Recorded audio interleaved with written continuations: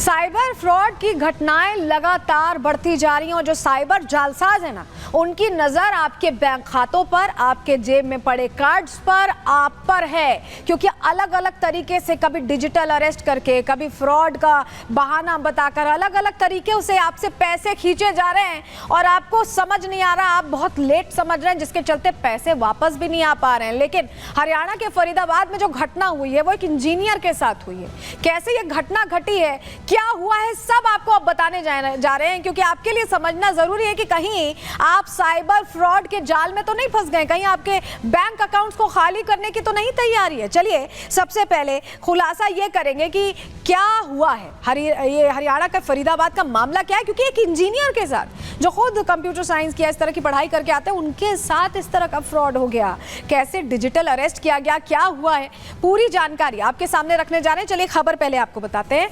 खबर दरअसल फरीदाबाद से जुड़ी है, जहां साइबर ठगी की साजिश का पर्दाफाश हो गया। पता कैसे चला बताएंगे। ठगों की एक गलती ने पूरी साजिश को सामने ले आ दिया। उनकी एक गलती भारी पड़ी उन्हें और उस इंसान के लिए बचने का रास्ता निकल गया। 6 दिनों तक एक इंजीनियर को डिजिटल अरेस्ट करके रखा गया। डिजिटल अरेस्ट के दौरान माइक को म्यूट करना ये ठग भूल गए और ऐसे में जो उनकी आपसी बातचीत थी ना, वो बाहर आ गई। ठगों की आपस की बातचीत को सुनकर ही इंजीनियर को शक हुआ और बातचीत सुनकर ठगों की पूरी साजिश समझ गया इंजीनियर। खुलासा हो गया और ऐसे में उसके पैसे बच गए। इंजीनियर ने तुरंत कॉल काटकर पुलिस के सामने शिकायत दर्ज करवाई, उसे पूरा मामला बताया और अब एक्शन की उम्मीद की जा रही है। लेकिन चलिए, अरेस्ट तो यहां पर नहीं हो पाए, बच गए पूरी तरह से। पूरा खेल था उसका खुलासा हो गया। लेकिन ये अरेस्ट किया कैसे गया, क्या कहा गया इंजीनियर को जो उनकी बातों में आ गया। 6 दिन तक तो डिजिटल अरेस्ट पर था ही इंजीनियर, हुआ क्या, चलिए वो बताते हैं आपको। जानकारी आपके सामने रख रहे हैं। दरअसल 6 दिसंबर की सुबह इंजीनियर मोहित के पास एक कॉल आता है। कॉलर ने खुद को कुरियर कंपनी का कर्मचारी बताया और दिल्ली एयरपोर्ट पर संदिग्ध पार्सल पकड़े जाने की बात कही। कहा कि आपसे जुड़ा ये पार्सल है, पकड़ा गया है।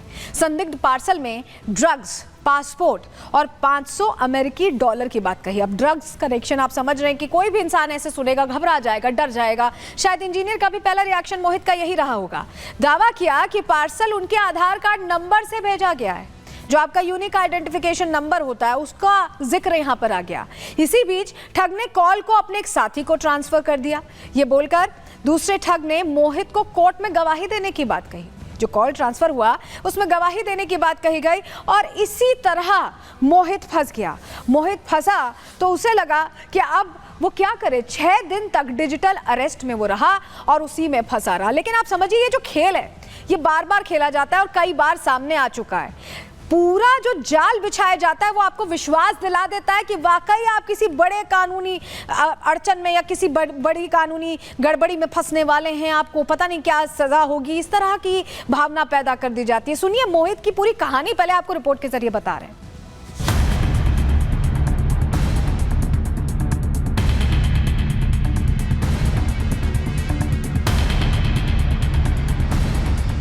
क्या आम क्या खास, सब पर ठगों की निगाह। डिजिटल अरेस्ट बना ठगी का नया तरीका।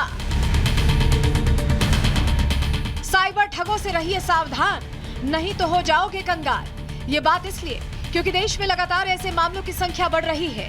डिजिटल अरेस्ट का ये खेल अब इस कदर अपनी जड़ें जमा चुका है कि हर रोज कोई न कोई डिजिटल अरेस्ट का शिकार हो रहा है। तो किसी को कॉल करके डराया जा रहा है और लोग इनके खेल में फंसते ही जा रहे हैं। लेकिन फरीदाबाद में अब इन्हीं साइबर ठगों की एक गलती ने पूरे खेल का पर्दाफाश कर दिया।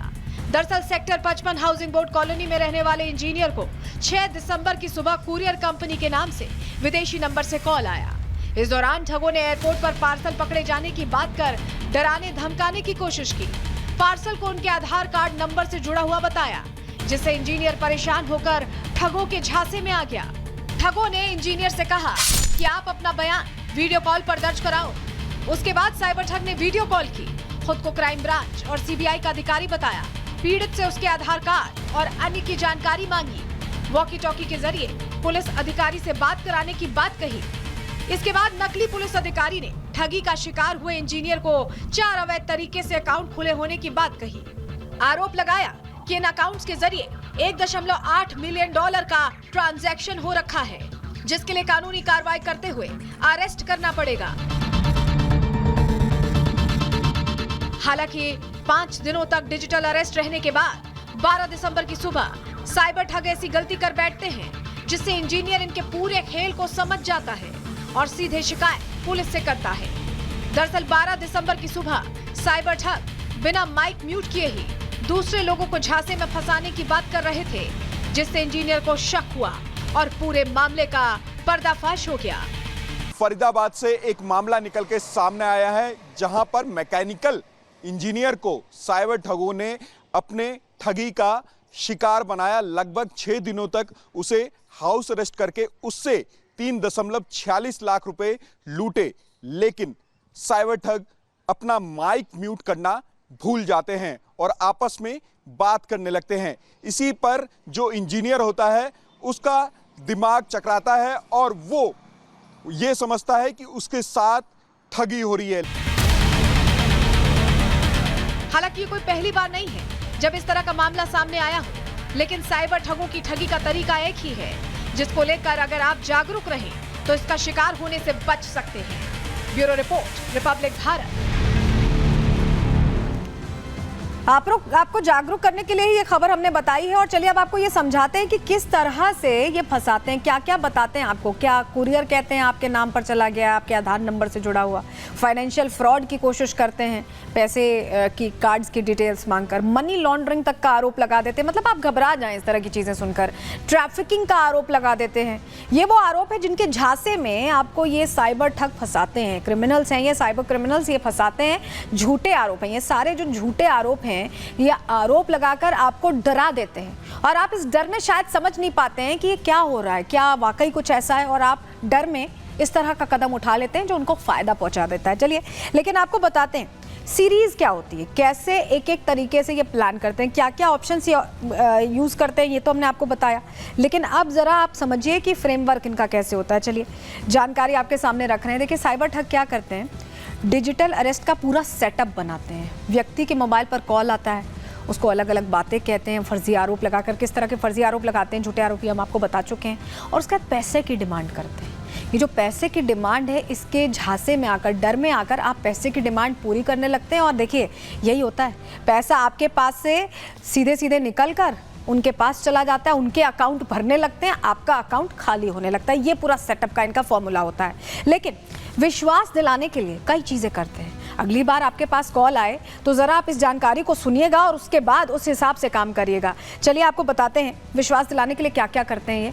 पहले तो एक फेक ऑफिस टाइप की चीज़ बना लेते हैं, ठगी को असली दिखाने के लिए सेटअप करते हैं। अगर आपको वीडियो कॉल करेंगे तो आपको लगेगा कि कहीं बैठे हैं बैकग्राउंड में पुलिस